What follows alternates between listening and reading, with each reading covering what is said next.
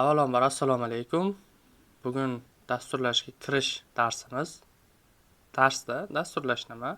Unda qanday yo'nalishlar bor va dasturchi kim? Savollariga javob topib ko'ramiz.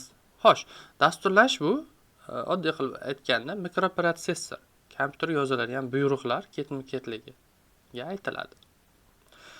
Oddiy qilib aytsak, dasturlash bu kompyuterimiz buyruq berishdir. Qanday buyruq deyishingiz mumkin, ya'ni qanaqa buyruq bersak bo'ladi. Masalan, biror bir veb-sayt tayyorlash davomida o'sha veb-sayt tayyorlashimiz kerak. Veb-sayt deganda, misol uchun kun.uz, uzum market, xuddi shu saytlarni tayyorlashimizda kompyuterga biz buyruqlar yozishimiz kerak. Qanaqa buyruqlar bo'lsa, uni misol uchun biz faqat kompyuter o'zbek tili yoki boshqa xorijiy tilni tushunmaydi. Shuning uchun unga o'zi tushunadigan tilda, ya'ni dasturlash tilida kodlar yozish kerak. Mana shunga dasturlash deyiladi. Xo'p, misol uchun saytlar deyishimiz mumkin. Qanaqa saytlar? Bu saytlar deganda, misol uchun uzum market onlayn savdo marketplace bor. Ya'ni onlayn sotiladigan. Yana uzum.uz bu sayt. Ya'ni platforma emas, misol uchun telefonimizdagi platformaga o'xshab, buni ham saytini qilishgan. Nima uchun sayt qilingan deb o'ylaysizlar? Sababi saytdan hali ham insonlar foydalanishadi. Telefonda, misol uchun sensor telefonlar chiqishidan oldin oddiy knopchini, ya'ni knopka telefonlar bo'lgan. O'sha holatda ham u insonlar ko'pchilik knopka telefonlar yoki oddiy eski kompyuterlarda saytlarga kirib mahsulotlar zakaz qilishgan. Hali ham u zakaz berishlar yo'qolmagan. Juda ham ko'p insonlar nimadan foydalanishadi? Saytdan foydalanishadi. Saytga talab yo'qolmagan. Xo'sh, o'zimiz mavzuga qaytamiz. Mana shu sayt uzum market sayti, keyingisi kun sayti, daryo.uz, xuddi shu saytlar dasturchilar qilingan. Ya'ni o'zini kodlar yozish orqali mana shu natijaga olib kelishgan. Xo'sh, endi keyingisi bizada dasturlashda qanaqa yo'nalishlarimiz bor? Dasturlashda sanab o'taman. Full stack deyiladi. Ya'ni full stack to'liq dasturchi, uning ichida front-end, back-end bo'ladi. Mobil dasturlash bor, game development bor, data science va sun'iy intellekt, DevOps, cyber security. Xo'sh, front-end nima? Front-end web sahifaning ko'rinadigan qismi, ya'ni dizayn yoki foydalanuvchi interfeys. Mana shu ko'rib turganimiz bizlar front-end qism hisoblanadi. Mana shu qismlari bizda front-end qismi deyiladi. Siz ko'zingiz bilan ko'rib turgan qismingiz front-end qismlari hisoblanadi. Mana shu rasmlar, so'zlar yozilganligi, videolar, har xil ishlovlar berilganligi hammasi front-end qismi hisoblanadi. Xohlasangiz mana bunga ishlov yoqqan yoki yoqmaganligini belgilab ketsangiz bo'ladi. Xuddi shu front-end. Back-end qismi esa sayt ichki qismi bo'ladi. Bu ma'lumotlar bazasi, serverlar bilan ishlaydi, ya'ni to'lov qismlari bilan ishlaydi, ro'yxatlar bilan ishlaydi. Xuddi shu holat. Siz biror narsani sotib olmoqchi bo'lsangiz, o'sha sizda sotib olinayotgan tovar yoki mahsulot o'sha xaridorlar yoki sotuvchilar o'rtasidagi kelishuvni to'g'rilab beradi. Ya'ni server bilan ishlaydi. Ma'lumotlar bazasi serverlar bilan ishlaydi. Keyingisi mobil dasturlash. Android, iOS qurilmalar uchun ilovalar yasash. Ya'ni bilsanglar, mana shu telefonlarimizda ham uzun marketplace bor. U degani ilova. Har xil ilovalar yasash imkoniyatini beradi. Kelinglar mobil dasturlash sizga tushunarli bo'lishi uchun yozib ko'ramiz. Mobil dasturlash. Xo'sh, mobil dasturlash rasmlari bo'lishi kerak menimcha. Mobil dasturlash mana bunaqa ilovalar yasash. Ya'ni telefon uchun o'ziga kerakli bo'lgan ilovalar ishlab chiqish.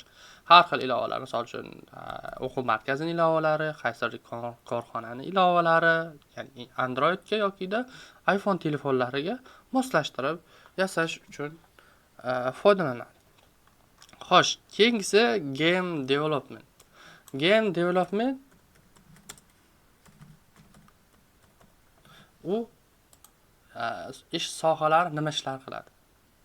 Ya'ni ular vazifasi o'yinlar yasaydi. Har xil turli. O'zingizlar bilasizlar, kompyuterda, telefonda o'ynaydigan o'yinlar, qanaqa o'yinlar bo'lsa, shu soha vakillari o'yinlar yasashadi.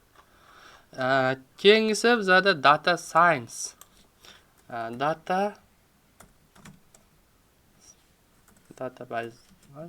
science.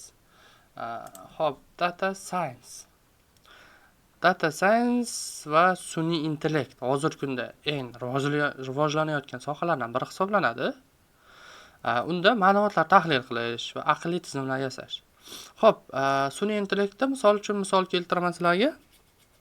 Biror bir kasing yoki marketga kirganda eshikni avtomatik ochilishi. Bu ham sun'iy intellektning bir turi yoki robot yokida o'zimiz yangi ishlatayotgan plissos, ya'ni tozalagich avtomatik ravishda o'zi tozalab aylanib yuradi. Keyin Yandex yangicha kichkina turi bor. Rossiyada hozir u ommalashish boshladi.